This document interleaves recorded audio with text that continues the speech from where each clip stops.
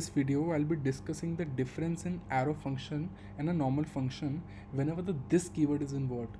That is, whenever we talk about this keywords and whenever they were used in a function, it depends whether the function is a normal function or an arrow function. Depending on it, the behavior of this keyword is a bit different. So let's just get started. I'll create an object.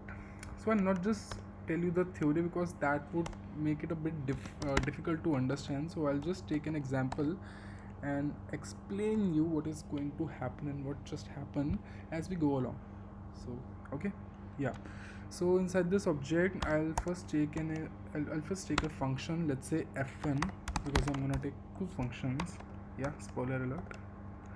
So what is gonna happen is, so let's see, so let's take a console log. What I wanna be console logging is this. Okay, so for what I'm gonna do next, let's just name it as outer function. Okay, you'll just get it in a while while I'm doing this. So now I'm gonna take another function f2.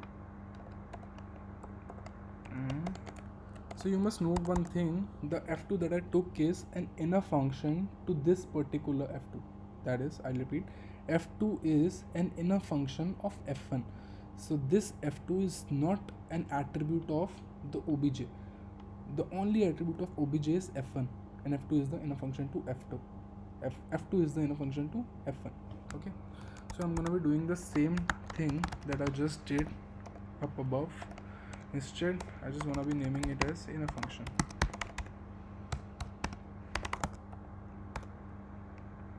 Okay, so yeah, I missed one other thing. I'll have to call f2 inside this f1. Okay, so whenever I'll be calling f1, f2 will be called automatically. You will get in a while when I'm doing this. As I said, oops, sorry, I forgot to call f1. Yeah. So what I'm gonna do is, I'm calling f1 with an implicit binding of obj. So just go through this and imagine what's the output gonna be in your head. So I'll press enter. Yeah, so as you can see, the outer function is showing the whole object. Okay, why is it happening? Because I'm calling f1 with an implicit binding of obj. That means whenever f1 is called, the this inside f1 is automatically gonna refer to obj. That is why whenever I'm consoling log this, it is showing the whole object. Note that this means the whole object. Okay, so the inner function, why is it showing window? Shouldn't it show the obj in, as it happened in the f1? No, this is because when I called f1, I called it with an implicit binding of obj, but when I am calling f2, and note that this is taking place inside f1, whenever I'm calling f2, I'm not calling it with a context.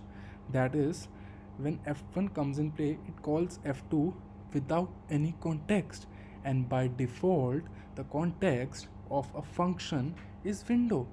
So that is that this will automatically refer to window. Had I called it with obj in the same way I did for f1, had I been doing this for f2 also, then the output would have been different. That is the object. Okay, so this was the case for a normal function. Now I'll take the case of arrow function. I won't have to code the whole because I'll be reusing my previous code. So what I'll do is, I'll keep the f1 as a normal function itself, but I'll change f2 into an arrow function. We know how to do this. Yeah, I guess we do. Okay, so now f1 is a normal function, f2 is an arrow function.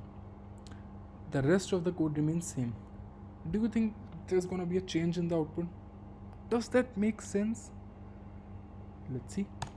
I'll press enter. Oh, there's the same output.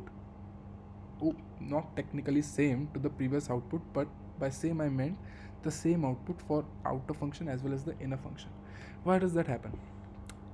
For this you need to understand a very very very important property of arrow functions, that is, the arrow functions take the scope of their parent functions as their own scope of this keyword.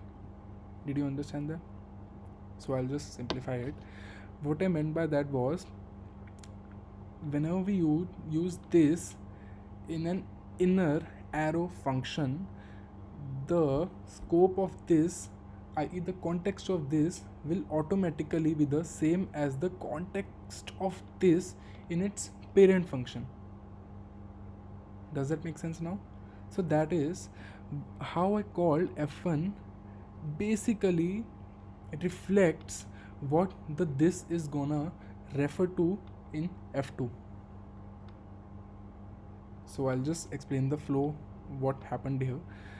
The f1 was called with the context of obj. So now this here refers to obj. Now f1 takes this from its parent function. So this in f2 refers to obj. So that's why the console log in f2 also shows the obj. So that is the difference in the behavior of a normal function and an arrow function. Normal function doesn't take the context of this from its parent function. Instead, it gets a default context, that is the window, which is the same for any function. Okay, but an arrow function instead takes the context of this from its parent. That is why the behavior is different. So I think you got it. Thanks.